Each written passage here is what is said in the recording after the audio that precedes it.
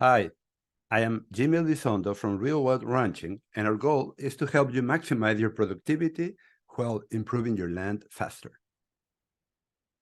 Today, I want to talk about the fear of success. It sounds weird, right? Fear of success. Who wouldn't want to be successful? But it turns out that fear of success is real and makes it very difficult to achieve our goals. Is your fear of success sabotaging your success on your farm? It has happened to me, and it has happened to a high percentage of the people I deal with. So, if we analyze why some people are more successful than others, and without those persons trying too hard, it may be because we all have something called fear of success. This is something I have seen in many ranchers where they prefer to fail like everyone else than to succeed like the few. And many times we cannot see it, and we think that this business is very difficult or that the concepts are complex, when in reality it may be a much simpler explanation. Fear of success. Knowing how to recognize this and be aware of what can happen to us now or in the future will help us achieve success with fewer obstacles than if we prefer to ignore it. Fear of success involves fear of achieving things, sometimes to the point where people sabotage themselves from achieving it. And while success is generally seen as desirable, there are reasons why people may fear becoming too successful. Have you seen, heard, or watched extremely successful people? Maybe they are not extra intelligent. Maybe they didn't have to try as hard as we might believe, or maybe they weren't self-sabotaging as much. It can be that simple. It is important to recognize that people often do not fear success for its own sake. Instead, their fear is focused on the possible consequences of success, because expectations of success are often based on the idea of achieving your goals, and this means making sacrifices or enduring losses. It is perhaps not surprising that people can be wary of what success may cost them. Many times, it is not easy to identify this. So let's look at some signs of why a person may fear success. One could be a lack of goals. By having low expectations, people ensure that they will never truly succeed. Or giving up. In many cases, people sabotage themselves by leaving a project, dropping it a little before it is clear that they will be successful. Or procrastinating. This means you are not doing what is necessary, and this will reduce your chances of achieving success. Or self-limitations. People who fear success will place obstacles, real or imaginary, in their path to decrease their chances of success. It can be difficult to identify these actions as motivated by fear of success. In many cases, they are identified as laziness, lack of motivation, and lack of discipline. No matter how this fear of success manifests itself, it really limits people's ability to live their lives fully. Identifying the fear of success. If you think you may fear success, there are some things you can look for in your behavior. Worrying about leaving people behind when you advance because of your success could be one. Feeling eager to take on feeling anxious to take on new responsibilities as a result of your success, or worrying that things will get more complicated than you can handle. Maybe fearing comments from neighbors or having other social problems, like people stop talking to you. Sometimes people are aware of these concerns, but many of us fail to see the true causes of our behavior. It helps us to observe patterns of behavior over time. Now let's look at some causes of fear of success.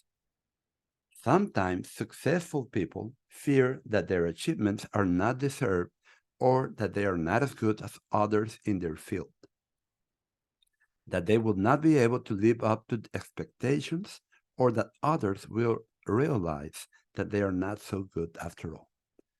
Sometimes people fear success because of potential social problems. It is called fear of the reaction of others, which I already mentioned. Sometimes we lack belief in our ability to complete a job or achieve a goal. It refers to the confidence in yourself to control your behavior, influence your environment, and stay motivated to achieve your goal. Let me ask you this. When you face a challenge, do you feel that you can achieve it, or do you give up? If you tend to push forward in the face of obstacles, you probably have a high degree of belief in your effectiveness. This is called self-efficacy. What we believe about our ability to move forward plays a role in how we think, how we act, and how we feel about our place in the world. Having small advances or achievement gives us the confidence to continue moving forward. Seeing others succeed in completing a job is another important source of self-efficacy. Seeing others similar to us succeed through their efforts increases our confidence that we too possess the ability to achieve success in similar things. Being encouraged by other people helps us overcome our doubts and focus on doing our best to strive and achieve something. We must learn to minimize stress and improve our mood when we face difficult challenges or problems. In this way, people can increase their self-efficacy. Self-efficacy benefits a person's confidence in several ways. For example, they will remain optimistic and confident in their abilities even when things get difficult. I recall one time when we hit the worst drought in the last 60 years, and the number of animals we had was just doubled.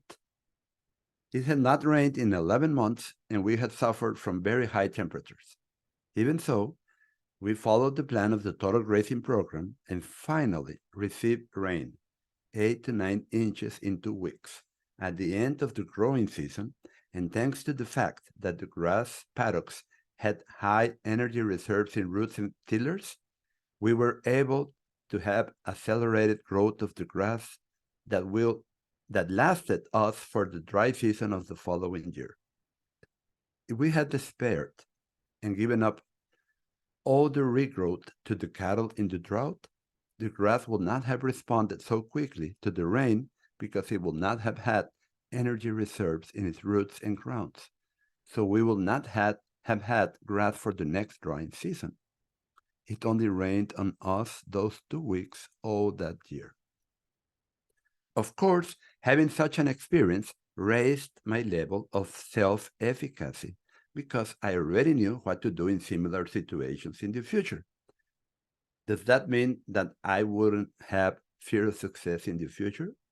No, but the chances were lower because I had more confidence. I was more efficient. Self-efficacy is important.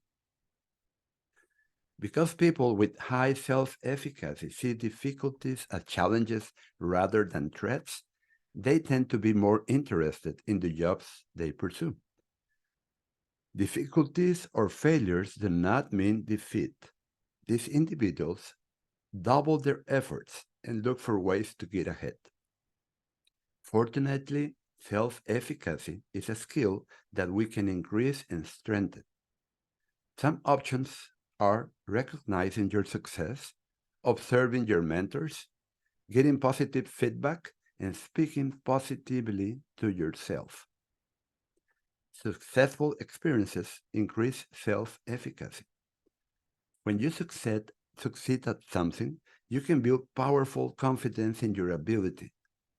But not easy successes. If you have many easy successes, you can give up when you finally have a more difficult challenge.